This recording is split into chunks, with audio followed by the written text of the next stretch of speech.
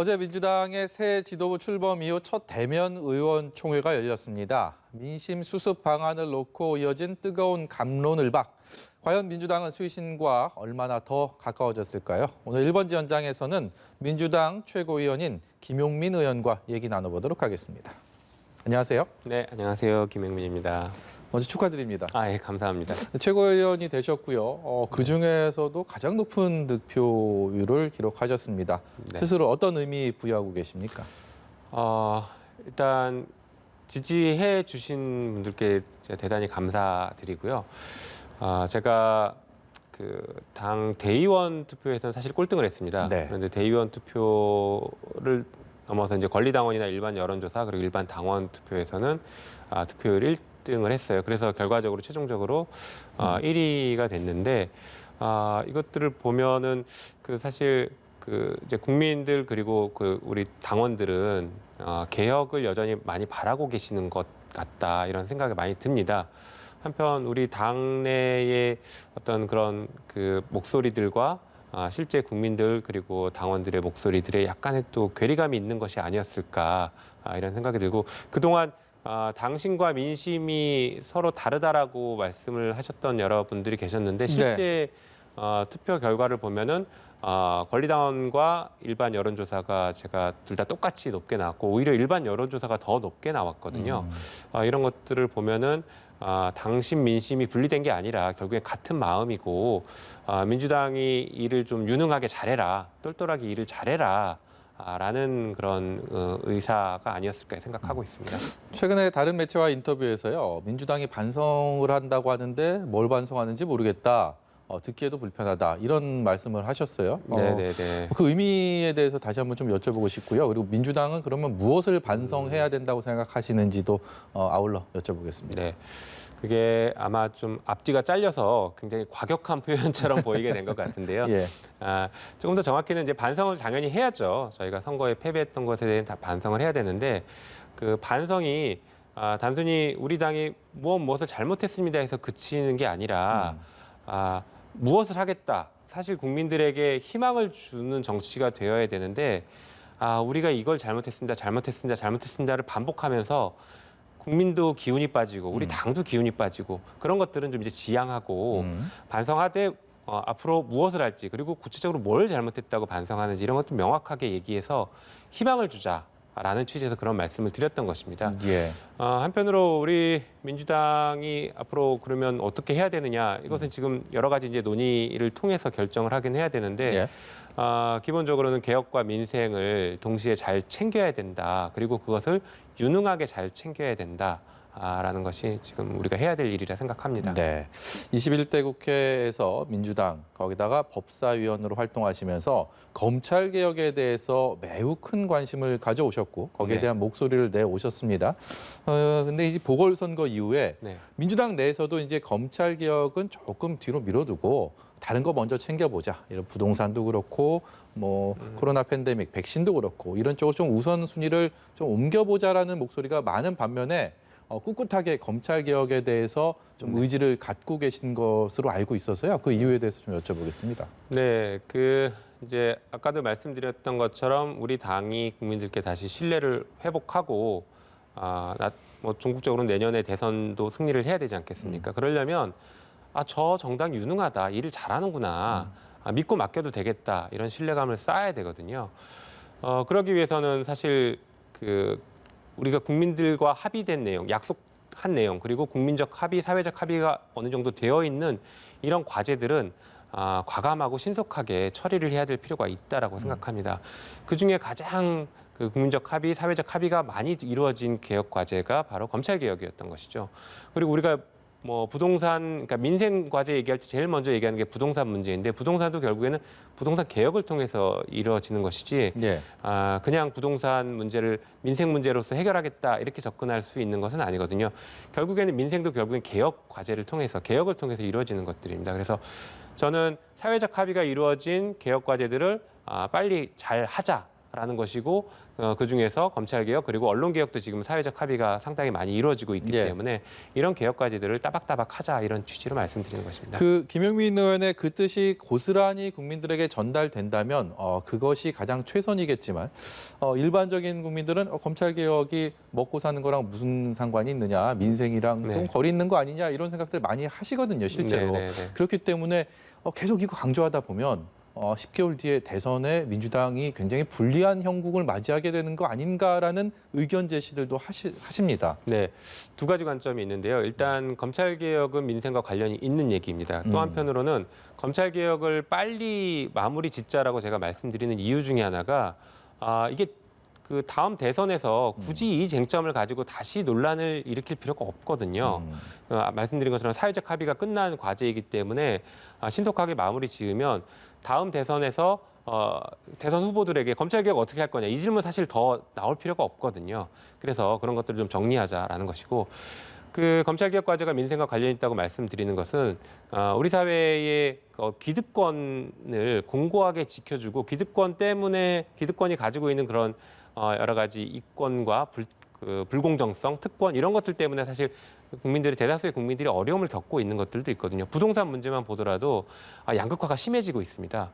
자산도 양극화가 심해져서 그게 다시 재분배가 되고 상속이 되고 이런 것들을 보면은 이런 문제들을 해결하기 위해서는 불공정을 해결해야 되는데 그 해결하는 데 있어서 가장 앞에 최전선에 있는 기득권을 지키고 있는 집단이 저는 검찰이라고 보고 있습니다. 예. 그래서 검찰 개혁도 그 과정에서 개혁이 되어야 우리의 삶을 조금 더 나아지게 하는 여러 가지 개혁 과제들이 앞으로 나갈 수 있고 그리고 공정성을 통해서 우리 국민의 삶이 나아질 수 있다 이렇게 생각하는 것입니다. 예. 어제 문재인 대통령의 취임 4주년 기자회견에서도 이 주제가 등장을 했습니다. 네. 문자 폭탄이라고도 하고요. 열성 지지자들의 아주 다량의 메시지라고도 할 수 있겠죠. 네. 김용민 의원도 이런 메시지 네. 많이 받아보셨습니까? 아주 많이 받죠. 한동안은 아예 휴대폰을 켤 수 없을 정도로 받았고요. 휴대폰 아예 사용할 수 없을 정도로. 최근에도 문자가 정말 많이 오고 있습니다. 어떤 내용들이 옵니까? 다양한 내용이 옵니다. 그러니까 뭐 저한테는 응원의 문자만 보내실 거라고 생각하시는 분들도 있는데 그래서 여쭤보는 겁니다. 그렇지 않고요.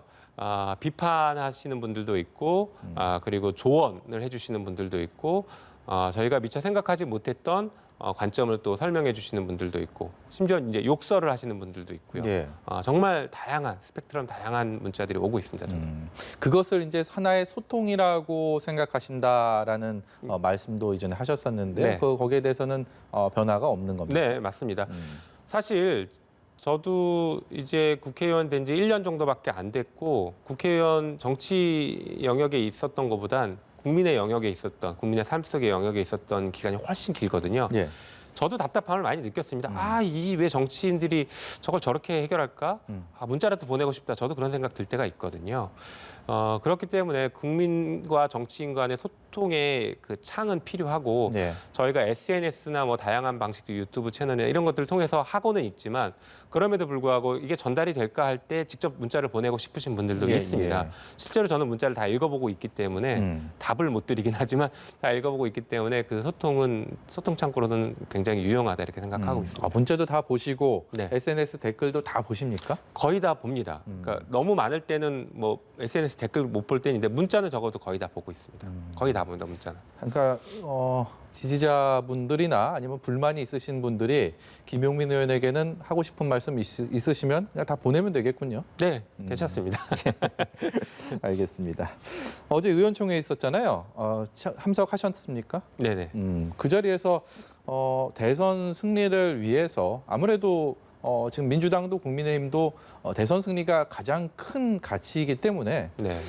지지층만 좀 바라볼 게 아니고 중대충 외연을 확장하려는 노력을 해야 된다라는 주장을 했다라고 들었는데 거기에 대한 필요성에 대해서는 동의를 하십니까?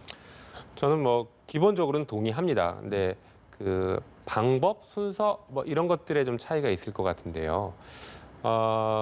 저는 사실 우리 당 지지자 그리고 우리 당원들이 설득되지 않고서 중도 외연 확장만 바라보는 것은 실패할 수 있다. 실패 가능성이 높다 이렇게 생각하거든요. 우리가 중도를 설득한다라고 하는 것도 결국에는 보편 타당한 얘기들을 해야 되는 것이고 보편 타당한 얘기들은 우리 지지자들도 충분히 설득 가능한 얘기들이거든요. 예. 우리 지지자들이 설득되면 그분들이 일반 삶 속에서 중도층을 또 설득하고 그 작업들을 같이 해주십니다. 그렇기 때문에 지지자들을 설득하고 지지자들과 합의가 된 내용들을 가지고 그런 정책들을 또 국민들께 설명드리고 설득하는 과정들이 필요하지 않을까 생각합니다. 근데 각종 선거들을 보면 우리 같은 양당제 네. 정치에서는 아무리 민주당 미워도 찍어야지, 국민의힘 미워도 찍어야지, 이것을 서로 크로스로 뭐 투표를 하지는 않는 유권자들이 대개 한 30% 정도는 아주 이해하기 쉽게 있었다라고 그게 기정사실화돼 있기 때문에 선거를 이기기 위해서는 나머지 그 중간에 얼마나 더 흡수하느냐가 당연한 그 유리한 결과를 선점하는 게 아닌가라고 생각할 수 있지 않겠습니까? 그럴 수도 있는데요. 일단 우리 지지층이 투표에 적극적으로 참여하고 그분들이 주변 사람들을 투표에 더 적극적으로 참여하게 설득하는 과정이 필요하거든요.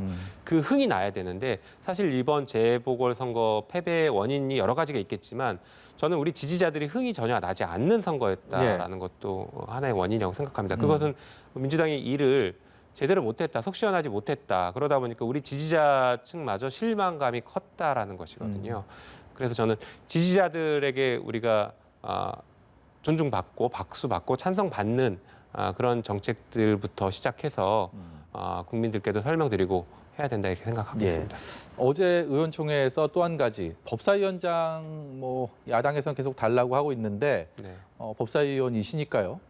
그 중에서 어떤 뭐 민주당 의원분은 그냥 주고 여야 합의로 법안 처리하자 이런 주장도 했다고 알려져서 네. 굉장히 눈길이 갔습니다. 여기에 대해서 어떤 견해 갖고 계십니까?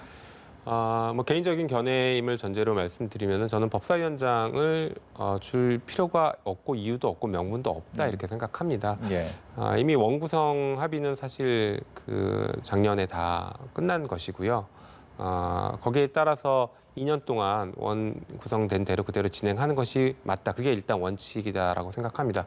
한편으로는 여러 가지 이제 문재인 정부 마지막 1년 차에 또 진행해야 될 여러 가지 과제들이 있거든요. 개혁 과제도 있고 민생 과제도 있고 그런 과제들을 진행하려고 할 때 또 야당에서 법사위원장을 중심으로 해서 발목 잡기가 심각해질 수도 있습니다. 예. 그러면 뭐 선거의 유불리를 떠나서 정말 국민의 삶이 정말 피폐해질 수 있다. 아무것도 못한다라고 그렇게 생각되거든요. 그래서 법사위원장 문제는 더 이상 논란을 할 필요가 없다. 이렇게 생각합니다. 논쟁할 필요 없다 생각합니다. 오늘 정치권의 가장 큰 뉴스 중에 하나가 조금 전에 이제 청와대에서 3명의 장관 후보자에 대해서 다시 국회에서 좀 논의를 해달라고 재송부 요청을 했잖아요. 네. 여야 원내대표들은 만나서 협의를 계속하고 했는데 잘 안 되는 것 같습니다. 어떻게 매듭을 지어야 된다고 보십니까?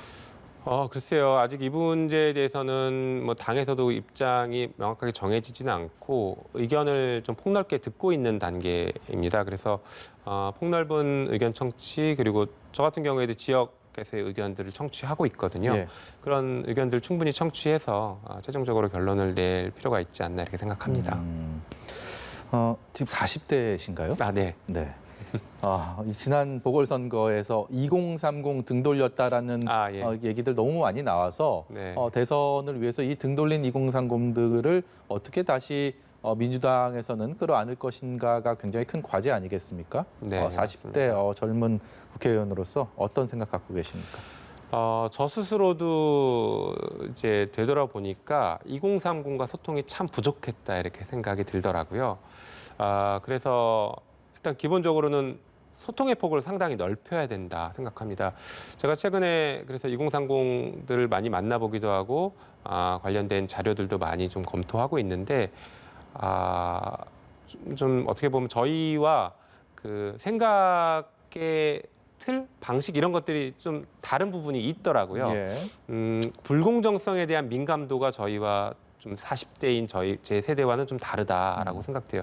근데 그게 옳다 그르다의 문제가 아니라 그 세대가 그렇게 생각하는 이유와 배경들이 분명히 존재하거든요.